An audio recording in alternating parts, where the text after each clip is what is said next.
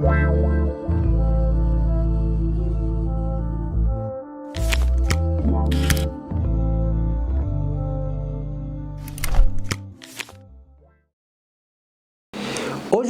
est la fête de Saint-Germain, qui était un patriarche qui a présidé la basilique de Santa Sophie, aujourd'hui transformée en mosquée par le président Erdogan de la Turquie. Saint-Germain s'est fait de nombreux ennemis à Constantinople pour la défense de la foi et pour favoriser la vénération des images sacrées. Le pape Benoît XVI dit de lui: « Aujourd'hui, Cézanne a trois choses à nous dire. La première, d'une certaine manière, Dieu est visible dans le monde, dans l'Église, et nous devons apprendre à l'apercevoir. La seconde est la beauté et dignité. La troisième chose est d'aimer l'Église. Dans l'Église, Dieu nous parle, Dieu marche avec nous. Il est mort à l'année 732 à l'âge de 98 ans. Sous forme de pilule, Dieu marche avec nous.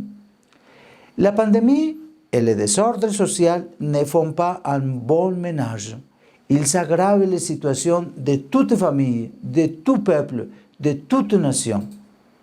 Notre mode de vie matérialiste et consumériste nous fait des ravages et nous sommes invités à admettre et à prendre des décisions sérieuses pour changer le cours de l'histoire, que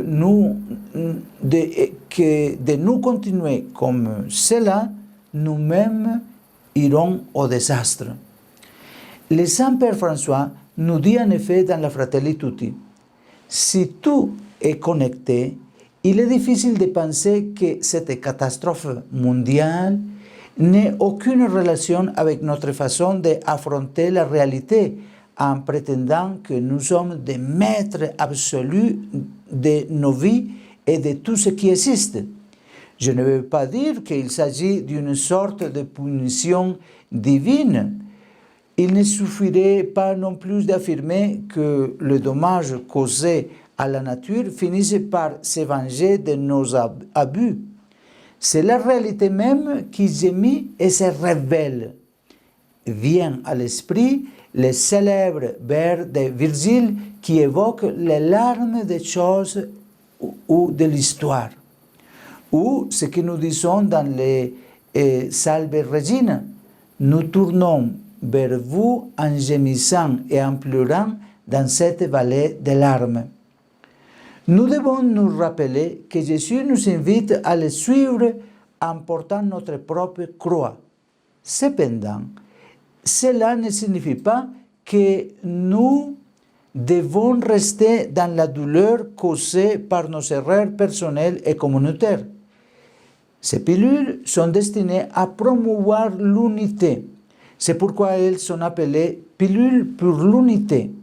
D'où l'insistance pour que nous prenions au sérieux l'appel du Saint-Père François pour nous regarder les uns les autres et nous traiter comme des frères et sœurs. Tel est l'appel de Jésus.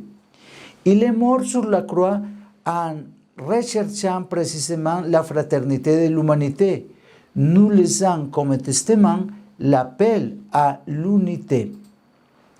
Ne soyons pas sourds à cet appel. Dieu est avec nous.